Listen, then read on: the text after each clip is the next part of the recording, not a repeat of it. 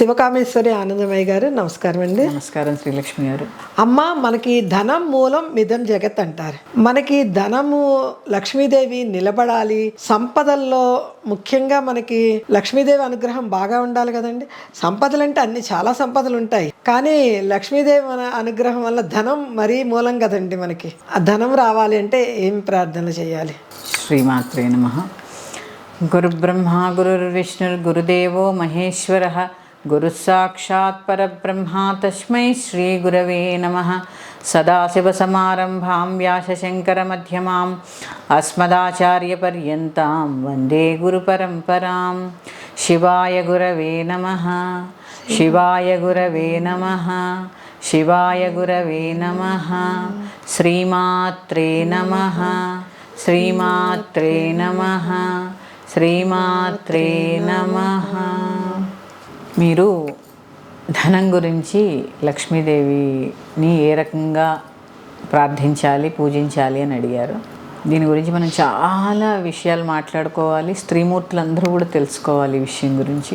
మీరు చెప్పినట్టు ధనం మూలం ఇదం జగత్. ఎంత కష్టపడ్డా డబ్బుల కోసమే కదండి. కూటి కోసం కోటి విద్యలు.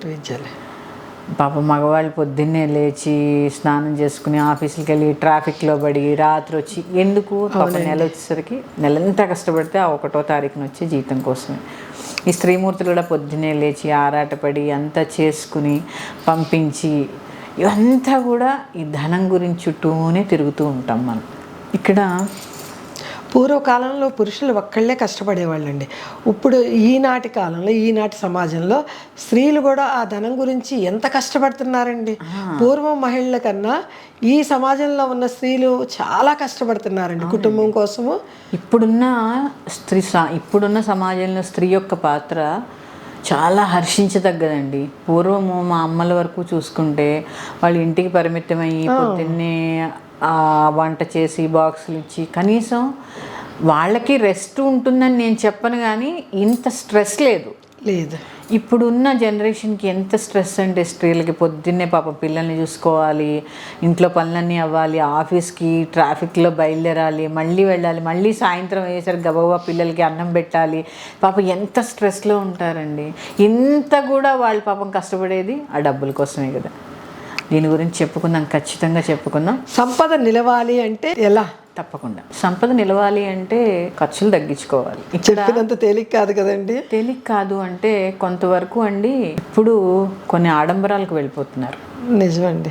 కొన్ని ఆడంబరాలకి, లేని ఆడంబరాలకి వెళ్ళిపోతున్నారు ఇప్పుడు జనరేషన్, చెప్పాలి అంటే నిజంగా. సరే, ఇది సాంఘికపరమైన చర్చ అవుతుంది. మళ్ళీ ఆధ్యాత్మికంగా తీసుకుంటే ధనం ఎలా నిలబడాలి, లక్ష్మీ ప్రాప్తి ఎలా కలగాలి, లక్ష్మీ ప్రాప్తి ఎలా కలగాలి అని ఆలోచిస్తే, లక్ష్మీం క్షీర సముద్ర రాజతనయాం శ్రీరంగధామేశ్వరీం దాసీభూత సమస్త దేవ వనితాం లోకైక దీపాంకురాం. ఎక్కడుంది లోకైక దీపాంకురాం?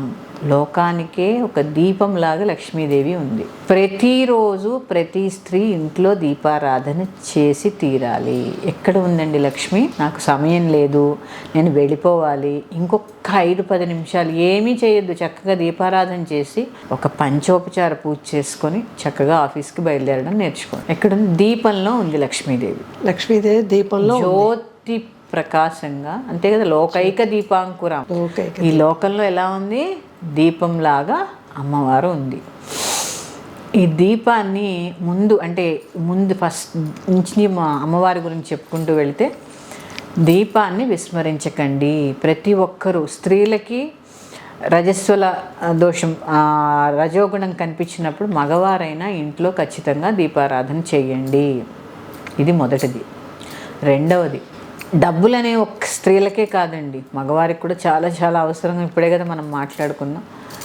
మగవారు తన భార్యని, తల్లిని, చెల్లిని, అలాగే తనకు పుట్టిన పిల్లల్ని, ఎవరైతే స్త్రీమూర్తులు ఉంటారో అందరినీ గౌరవించడం నేర్చుకోండి. స్త్రీని ప్రత్యేకంగా. ఎత్ర నార్యంతు పూజ్యంతే రమంతే తత్ర దేవత. అవునా? ఎక్కడైతే స్త్రీ పూజింపబడుతుందో ఆ ఇంట లక్ష్మీదేవి కొలువై ఉంటుంది. ఇంకా కీచులాట్లు ఉండవుగా. అవునండి. స్త్రీ ఎక్కడైతే గౌరవించబడుతుందో భార్యాభర్త కీచులాట్లు ఉండవు. గౌరవం వేరు, డామినేట్ చేయడం వేరు. స్త్రీలు కూడా తెలుసుకోవాలి. వారు మిమ్మల్ని ఎంత గౌరవిస్తున్నారో మీరు వారిని అంతే గౌరవించాలి. డామినేట్ చేయాలని చూడకూడదు ఎప్పుడు.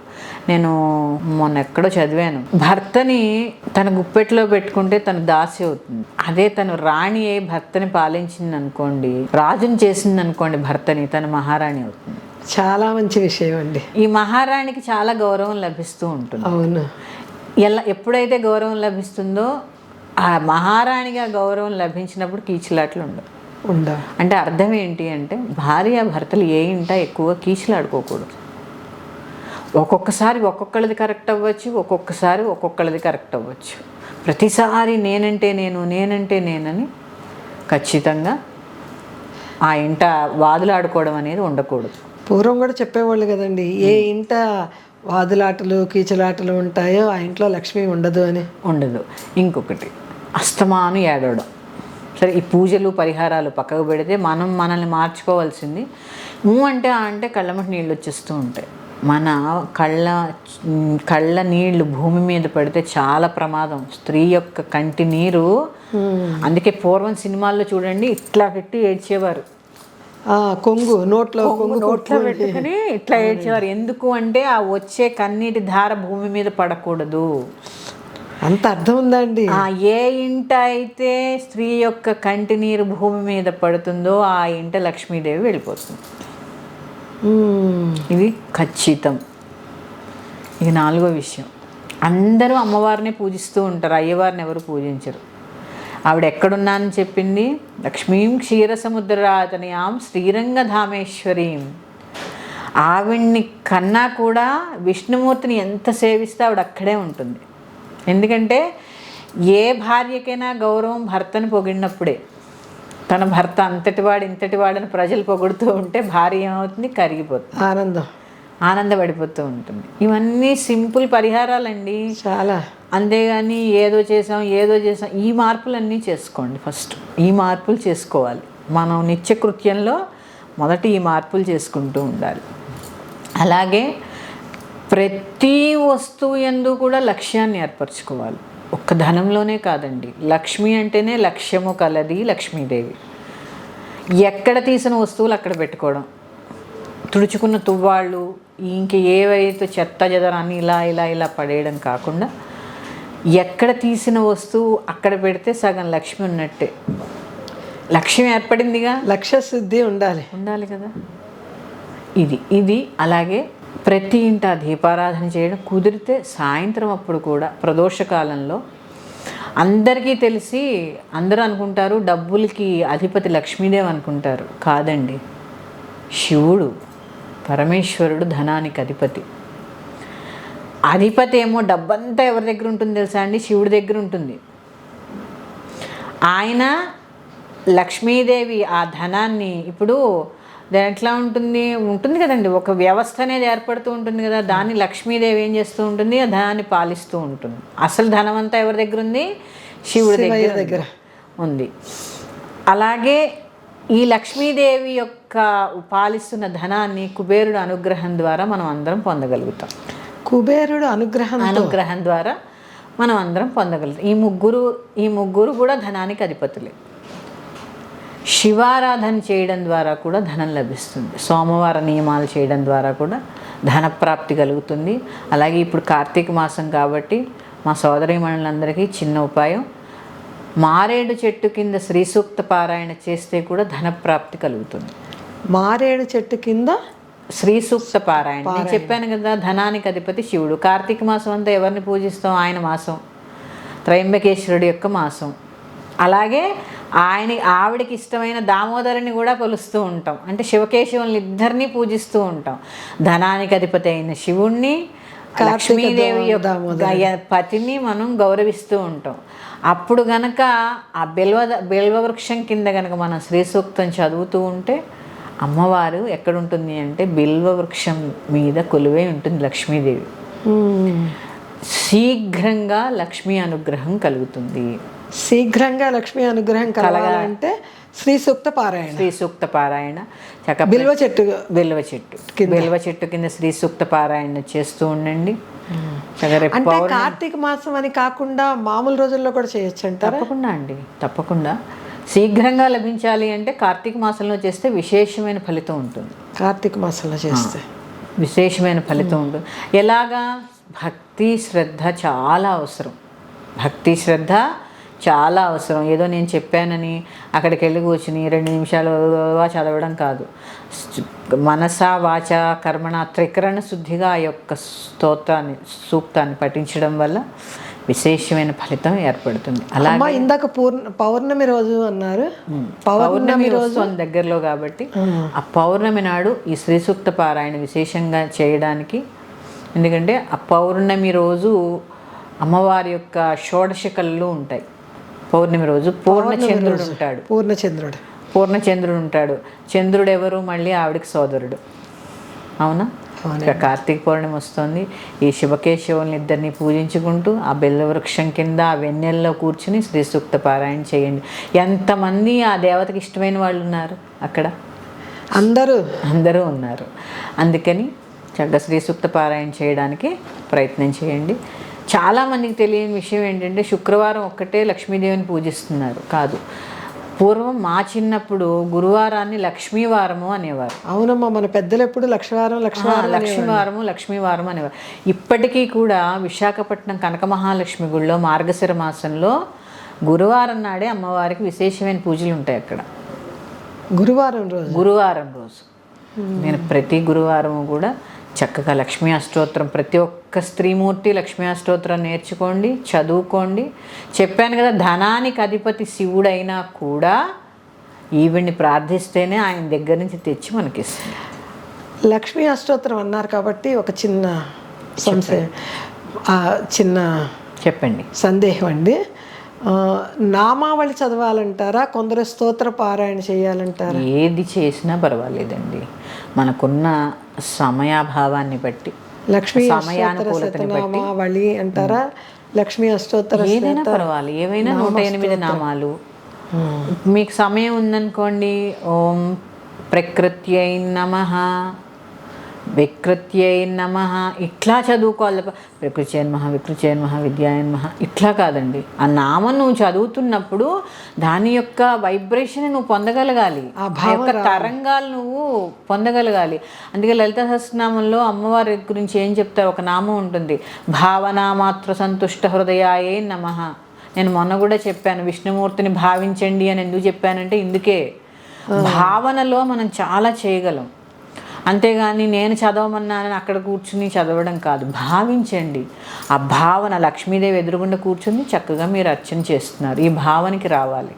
అవి వచ్చినప్పుడే కదండి మీరు వేసినది కనీసం ఆవిడికి తీసుకునే వ్యవధైనా ఇవ్వకుండా ప్రకృత్యైనమహ అనేలోపు మళ్ళీ వికృత్యైనమహ, విద్యాయన్మ అంటే 2 నిమిషాల్లో ఆ స్తోత్రం పూర్తయిపోయిందా లేదా అనే చూస్తున్నారు తప్ప సమయానుకూలంగా అన్నట్టుగా లేదు. సమయం లేదు, చేయకండి. మీకు ఆవిడ గురించి ఒక 10 నిమిషాలు వెచ్చించి పూజే చేయలేనప్పుడు ఆవిడేం అనుగ్రహిస్తుందండి? మనం మాత్రం ఇంత ఆవగింజంత తెస్తాం, పుణ్యం మాత్రం కొండంత రావాలి, ఫలితం కొండంత రావాలి. ఇందులోంచి ముందు బయటికి రండి. ఇవన్నీ కూడా పరిహారాలంటే ఏవేవో కాదు, మన జీవన సరళిని ఎప్పుడైతే సరిచేసుకుంటూ వెళ్తామో, జీవన శైలిని ఎప్పుడైతే సరిచేసుకుంటూ వెళ్తామో ఎన్నో మార్పులు జరుగుతూ ఉంటాయమ్మా. ఉదయాన్నే లేవడం, ఆరోగ్యం సహకరించకపోతే అది వేరే విషయం. ఉదయాన్నే లేవడం, చక్కగా గుమ్మం ముందు ముగ్గు వేసుకోవడం. ఎప్పుడూ నేను చెప్తున్నానమ్మా, కీచులు ఆడుకోవడం తగ్గించుకోండి ఇంట్లో. ఎందుకంటే ఈగో, నువ్వెక్కువ నేనెక్కువ అనే మీమాంసలోనే గడియారంలో పెండిలంలా కొట్టుకుంటూ ఉంటారు. అటు ఇటు ఇటు అటు అటు ఇటు కొట్టుకుంటూ ఉంటారు. అలా కాకుండా నిశ్చలంగా ఉండడం, స్త్రీమూర్తి నిశ్చలంగా ఉండాలి, ఖచ్చితంగా ఉండాలి. ఒక స్త్రీ కుటుంబాన్ని నడిపే బాధ్యత. మహారాణి ఇంటికి గృహలక్ష్మి అన్నారు కానీ గృహ విష్ణు అనలేదు, అర్థం చేసుకోండి. ఇక్కడ అవునండి, గృహలక్ష్మి అనే అంటారు. గృహలక్ష్మి, ఆ గృహానికి నువ్వే రానివమ్మా, రారు. అట్లాంటప్పుడు నేనే ఎందుకు చేయాలి, వాళ్ళు ఎందుకు చేయరు, అదంతా మళ్ళీ ఇంకోసారి మాట్లాడుకుందాం. ఇప్పుడు ఈ లక్ష్మీదేవి కావాలంటే ముందు ఈ వాదనలు మానేయండి ప్రతి ఒక్కళ్ళతో. స్థిరంగా ఇంట లక్ష్మి ఉండాలంటే వాదనను మానేయాలి, సాయంత్రం పూట పడుకోవడం మానేయాలి, ఎక్కడ వస్తువు ఇవన్నీ పెద్ద కష్టమైన విషయాలా అండి? కాదు. చాలా రోజువారీ సరళీయమైన విషయం.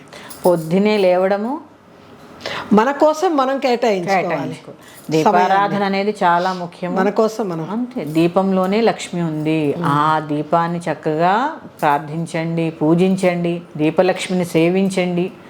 ఆ తర్వాత ఎక్కడ తీసిన వస్తువులు అక్కడ పెట్టండి.